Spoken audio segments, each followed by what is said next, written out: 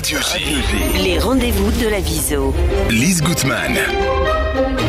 Radio J. Et les rendez-vous de la Viso, c'est aujourd'hui avec Maya Termination de la section Viso à Vive, la section des jeunes femmes de la Viso. Maya, bonjour. Bonjour Lise. Alors Lise, il ne vous aura pas échappé que Paris accueillera les Jeux Olympiques 2024 dans quelques semaines. Non, c'est pas possible. Ah bon? On n'en entend pas parler, on ne voit rien. C'est ça. À moins de vivre dans une caverne, voilà. Je pense que tout le monde est au courant. Et alors, comme notre émission porte sur les femmes qui osent, j'ai eu envie de dire quelques mots sur Alice Mia. Donc Alice Mia, c'est grâce à elle que les femmes peuvent participer aux Jeux Olympiques. Donc on s'en réjouit, mais ça n'a pas été simple. Elle a commencé par organiser des Jeux Olympiques 100% féminins en 1922 contre l'avis du Comité international olympique. Très macho. Voilà, charmant. Et puis ils ont eu tellement de succès, ces JO féminins, que les femmes ont ensuite été intégrées aux Jeux Olympiques classiques, sauf aux épreuves de course à pied de plus de 200 mètres. Pourquoi ? Eh bien parce que cette épreuve était en effet considérée comme trop intense, trop violente pour leur corps fragile de femme, bien sûr. Depuis, heureusement, les femmes ont poursuivi leur intégration dans le sport, dans toutes les disciplines, mais les épreuves féminines ont tout de même moins de succès que leurs homologues masculines. Alors, la question que j'ai envie de discuter avec vous aujourd'hui, c'est: le sport est-il sexiste ? Alors, pour en discuter, nous recevons Anna Felous, qui nous rejoint d'Israël. Bonjour Anna. Bonjour. Bonjour. Alors Anna, vous êtes passionnée de sport et plus précisément de basket. Vous avez lancé un magazine sportif digital qui s'appelle The Real MVP, tout attaché. Donc, alors MVIP en français, Oui. MVP oui, en c'est anglais, vrai. voilà. Et alors, racontez-nous un peu, qu'est-ce que vous couvrez dans le cadre de ce média ? Alors en fait, c'est un média que nous avons lancé avec des amis en France. Et en fait, on s'est toujours intéressé avec ces amis-là à l'histoire dans l'histoire. Qu'est-ce qui va amener les athlètes à arriver là où ils sont arrivés ? Finalement, la fin n'est pas ce qui nous intéresse le plus, c'est-à-dire l'arrivée, l'aboutissement de tout le travail. Nous, ce qui nous intéresse, c'est tout le chemin qui arrive jusqu'à l'aboutissement du travail. Et du coup, on apprend énormément de choses sur le côté physique de l'athlète, mais aussi sur le côté mental. Et c'est aussi ça qu'on aime explorer. Donc MVP, en fait, se concentre sur les histoires personnelles des athlètes, des journalistes, des coachs, des entraîneurs ou des photographes. Qu'est-ce qui s'est passé derrière certaines photos mythiques, etc., etc. Et en fait, ça permet de mieux comprendre les événements marquants du sport. Et vous-même, vous êtes sportive ? Et oui, je l'ai été. Et après, c'est bien. le mariage. Et vous faisiez quoi comme sport ? J'ai tout fait. J'ai fait particulièrement du basket. J'ai fait de l'équitation pendant plusieurs années. Après, j'ai touché à tout. J'ai fait de la danse contemporaine, du rugby, de la boxe française. J'ai fait un peu de tout. Je suis impressionnée, Maya. Oui, ce que Anna ne dit pas, c'est qu'elle a fait aussi une formation pour être professeure et entraîneur de sport. Donc, vraiment un peu dans l'arène et dans les coulisses. Alors, je voudrais juste préciser pour les auditeurs qu'on peut en fait lire votre média digital sur Instagram en suivant le compte qui s'appelle donc The Real MVP, donc tout attaché, et sur la chaîne YouTube du même nom. Voilà. Exactement. Donc, The Real, THEREAL, MVP, notez bien, il faut vraiment aller voir ce média, compte. surtout en ce moment. Surtout en ce moment. Alors, Anna, on dit Anna ou Hana ? Ça dépend. Là, vous êtes en France, vous pouvez dire Anna. Alors, on dit Anna.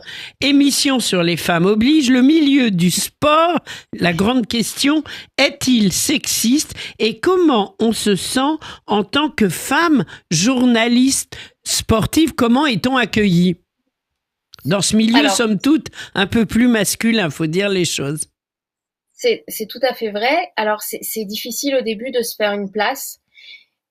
Autant quand on pratique le sport, quand on a une spécialité, on est plus ou moins accepté par nos pairs, plus ou moins. C'est un peu plus difficile. Quand on est dans le côté observateur, on reçoit toujours des phrases telles que « Mais qu'est-ce que tu connais au sport ? Retourne dans ta cuisine ». Et j'en ai reçu beaucoup. Ah oui, Et vraiment, je à ce suis pas la point-là. À ce Charmant. Oui, point-là. oui, oui, bien sûr. Bien sûr. Ah oui, oui, il y en a eu. Mais après, au bout d'un moment, quand ils voient que vous êtes sérieuse et que en fait on n'est pas là pour draguer les mecs, parce que c'est aussi quelque chose qui ressort. Ah oui. Ils voient qu'on connaît quand même pas mal le sujet et on arrive à participer, à avoir des vrais dialogues. Et aujourd'hui, dans cette communauté sportive, j'ai réussi à me faire une place, à un certain respect. Et voilà. Et non, c'est hyper important en fait de continuer et de persévérer finalement, Oui, de donc pas s'arrêter à ces remarques. oui, c'est via l'expertise en fait que vous êtes imposé pour dépasser un peu les préjugés finalement. Oui, exactement. Et puis on va pas s'arrêter à une bande d'idiots qui sont arriérés finalement et qui au final n'apportent jamais grand chose dans le débat sportif. Donc de toute façon, ça n'apporte rien. Et voilà. Et quand on persévère, on arrive à se faire une place. Alors vous vous concentrez sur les histoires, le parcours de sportives et sportifs. Et voilà, je voulais vous demander, pour vous, quelles sont les sportives féminines les plus inspirantes et qui contribuent aussi finalement à rendre le milieu du sport un peu plus égalitaire. Quels sont vos chouchous? Il y a plusieurs athlètes selon les sports et chaque sport en fait a ses objectifs, a ses obstacles et a ses propres avantages. Pour moi, les grandes sportives, ça commence par Marie-Josée Pérec qui a montré le chemin de la médaille. Alors, c'est ma génération, 96, j'étais une enfant. Donc, en fait, moi, quand je la vois gagner une médaille d'or sur une course en athlétisme où les Français, c'est pas qu'ils n'excellent pas, mais c'est que c'est pas l'endroit où on a le plus de médailles, malheureusement. Et la voir, elle, particulièrement, réussir et garder la tête haute et être digne comme ça, c'est un parcours qui m'a vraiment marqué en tant que petite fille. Après, en tant que sportive, en tant que femme, celle qui me transporte vraiment, c'est Simone Biles, pour tout le parcours qu'elle a eu, toutes les histoires qu'elle a eues, tout ce qui s'est passé en fait depuis ses plus jeunes années, ce qu'on a découvert pendant les Jeux Olympiques de Rio 2016 et qu'elle a quand même continué et elle s'est imposée. Donc ça montre une certaine mentalité et une force de caractère, plus tous les sujets sur la santé mentale. C'est pour moi une personne inspirante. Et puis Serena Williams parce que c'est Serena, tout simplement. Elle est extraordinaire. Elle a tout gagné. Vous avez évoqué Simone Biles et les sujets de santé mentale. Est-ce que vous pouvez développer un peu? Parce que moi, par exemple, qui ne suis pas experte en sport, je ne sais pas qu'il y avait des enjeux aussi autour de la santé mentale des sportives. Alors, il y a un enjeu santé mentale autour des sportives et des sportifs en général. C'est très, très important. Et bon, alors parlons des Jeux Olympiques parce que ça arrive, mais c'est des objectifs qui sont très importants et c'est une pression qui est énorme, surtout quand on a des attentes sur certains athlètes. Quand on est une femme, c'est encore autre chose. C'est encore une différente sorte de pression parce que forcément, si vous n'arrivez pas à atteindre les objectifs, on va vous descendre beaucoup plus facilement que pour un homme. C'est un fait. Et alors, ce qui s'est passé, c'est qu'aux derniers Jeux Olympiques à Tokyo, Simone Biles, en fait, qui est une gymnaste hors pair, a souffert en fait d'une sorte de déficience mentale, si vous voulez, où elle a expliqué clairement pendant les épreuves qu'elle n'arrivait plus à se situer dans l'espace et que c'était très très dangereux pour elle de continuer parce qu'elle fait des acrobaties qui sont très périlleuses et dangereuses. Et donc, à partir du moment où on perd ça et on perd cette confiance en soi, etc., c'est très, très difficile. Elle a d'ailleurs failli se blesser à ce moment-là. Et en fait, et ça, c'était lié à la pression, en fait. C'est ça, c'est la pression était telle qu'elle a perdu son sens de l'équilibre, de l'orientation, etc.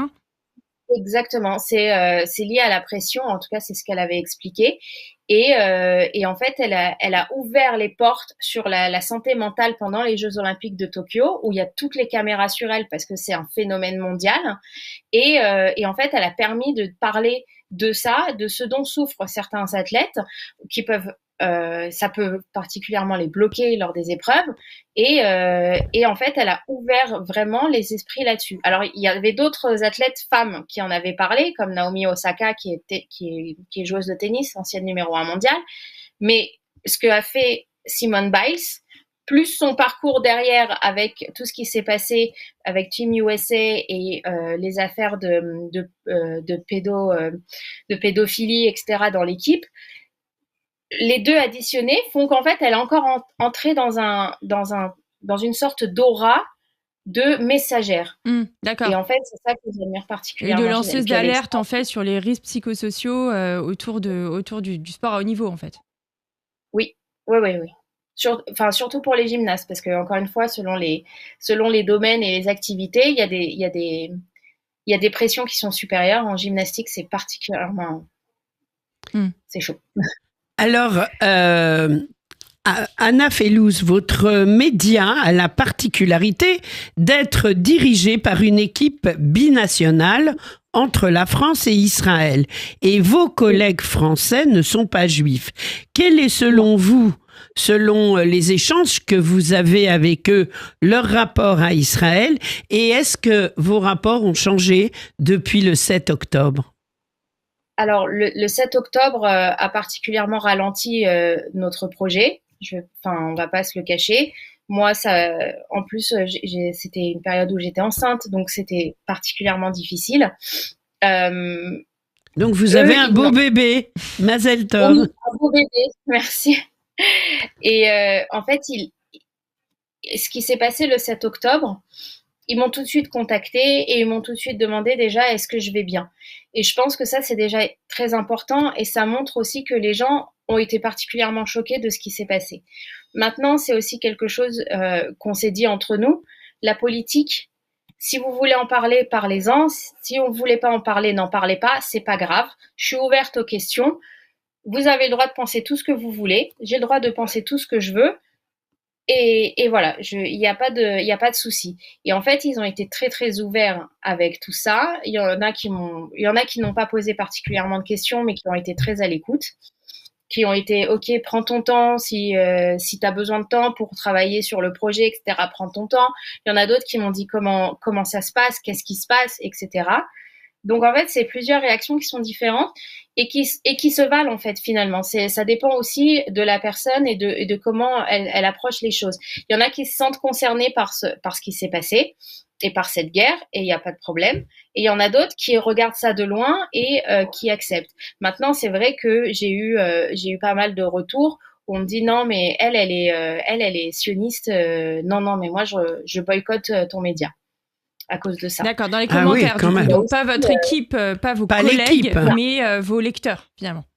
Voilà, exactement. Donc c'est aussi quelque chose qu'il faut gérer et j'ai de la chance d'avoir une équipe qui m'a pas lâchée, qui m'a soutenue. C'est important ça, de le préciser. Ouais. Ouais. C'est voilà, il y a des gens qui sont là et qui, même s'ils ne le disent pas, sont de notre côté ou en tout cas ne sont pas contre nous. C'est déjà pas mal.